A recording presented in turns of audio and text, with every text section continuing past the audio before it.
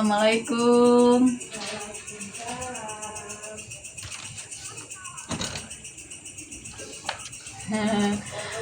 Ibu, perkenalkan saya Putri. Saya mahasiswa dari Universitas Mujiwaluyo, program studi S1 Pidana. Ya, bisa bicara dengan Ibu? Ya bisa. Mari silakan masuk. Ya, matur nuwun. Salam kenal Ibu. Ya, saya Putri ya Bu. Ini kan saya masih mengambil S1 Pidana. Ya, dan saya nanti akan menanyakan beberapa pertanyaan serta menginformasikan kepada Ibu tentang kehamilan.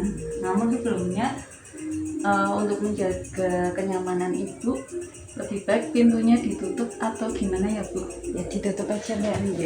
Saya tutup ya Bu. Ya.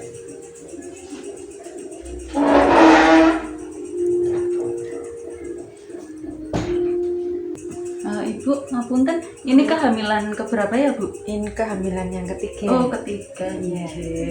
Selamat ya Bu, semoga sehat selalu. Ya, makasih Mbak. Usia kandungannya berapa Ibu? 7 bulan. Oh, 7 bulan. Ya. Ibu, boleh pinjam buku periksanya? Ya boleh. Tak ambilkan dulu ya. Oh iya, makasih ya Bu, ngapunten.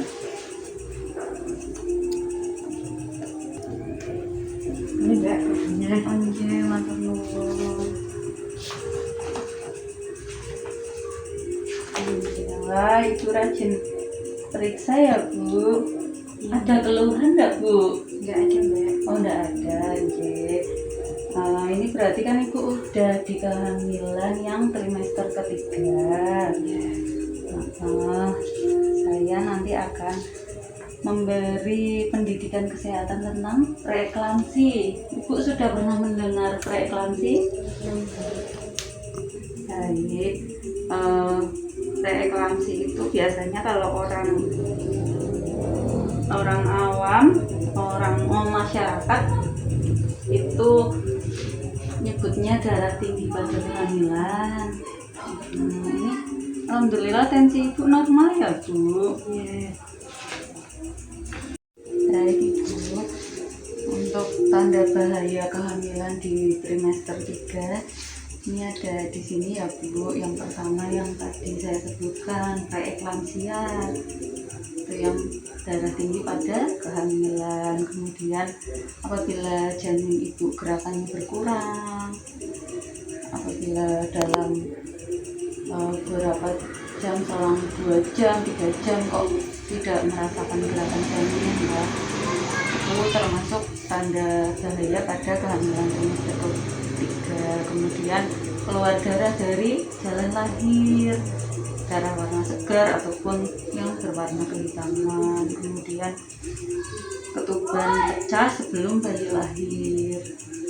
Nah, untuk preeklamsi sendiri tanda gejalanya yaitu pandangan matanya kabur Bu, dia dereng ngoten itu Bu. Itu disebabkan karena ada tekanan darah tinggi ya, sehingga kan aliran darahnya nggak lancar, jadi pandangan matanya kabur. Kemudian nyeri kepala yang hebat, pusing hebat dan menetap. Kemudian nyeri ulu hati. Selanjutnya kalau ibu hamil kadang kan ada bengkak di kaki ya Bu. Nah, itu masih termasuk wajar. Tapi kalau bengkaknya ada di wajah, ada di tangan, itu termasuk tanda-tanda dari preeklamsi. Kalau sampai tensinya sangat tinggi, kadang ada yang sampai 200, bahkan lebih dari 200, itu pada ibu hamil bisa menyebabkan kejang. Nah, Ibu apakah pernah mendengar cerita ibu hamil yang mengalami kejang seperti itu Bu? Pernah ya, semoga tidak pernah terjadi ya Bu. Tapi tetap ini nanti saya akan memberikan Ibu informasi tentang kejang pada ibu hamil atau yang disebut eklamsi. Itu karena ada kerusakan pada saraf sehingga menyebabkan kejang karena tensinya terlalu tinggi, dan itu sangat bahaya Ibu.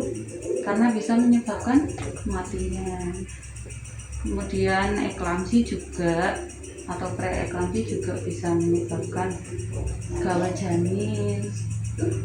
Jadi pertumbuhan janin yang ada di dalam perut ibu bisa terganggu. Contohnya berat badan janin itu tidak sesuai dengan umur kehamilan.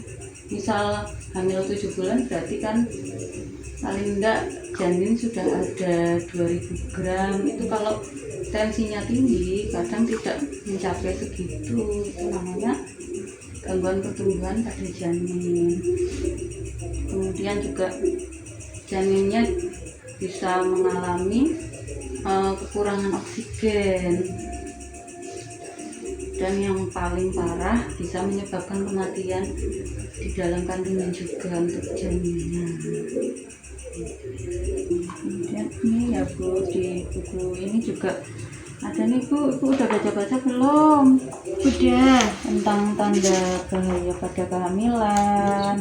Oh iya, alhamdulillah ya Bu, Ibu sangat aktif berarti menjalani kehamilan Ibu.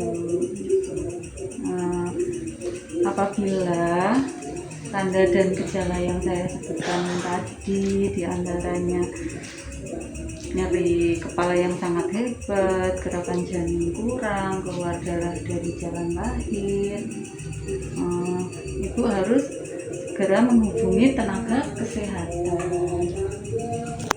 Bu, ngapunten dari yang saya sampaikan dan informasikan barusan, ada yang mau ditanyakan? Oh iya, ada Mbak. Mau Cerita. tanya itu ada pantangan makanan nggak biar nggak tensinya tinggi? Oh iya, pada dasarnya ibu hamil tidak ada tantangan makanan.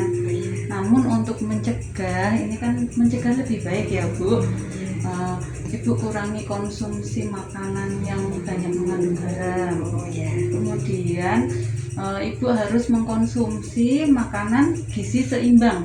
Gizi seimbang itu ada sayur, ada buah-buahan, lauk pauk, banyak yang mengandung protein ya Bu. Kurangi yang mengandung lemak dan mengandung karbohidrat. Jadi porsinya itu yang karbohidrat lebih sedikit, perbanyak sayur, perbanyak protein, buah-buahan, minum air yang cukup, minimal 8 gelas ya, atau 2 liter. Ada yang mau ditanyakan lagi Bu? Udah Mbak, makasih. Apa yang Ibu sampaikan, Ibu ceritakan, insya Allah akan saya jaga kerahasiaannya. Saya tidak akan menceritakan kepada siapapun. Terima kasih untuk waktunya. Nah, kemudian kalau tadi ya Bu, Ibu mengalami tanda-tanda yang saya sebutkan, segera hubungi tenaga kesehatan yang terdekat, bisa Bu Bidan ataupun puskesmas yang terdekat senyamannya Ibu. Ibu, sebelumnya mohon maaf untuk pendokumentasian apa yang sudah saya sampaikan tadi. Mohon izin untuk Ibu bisa tanda tangan. Monggo. Nggih.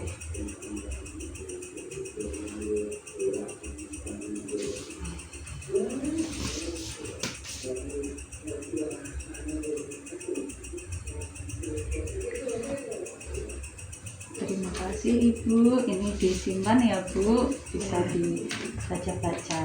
Ya, makasih ya Mbak.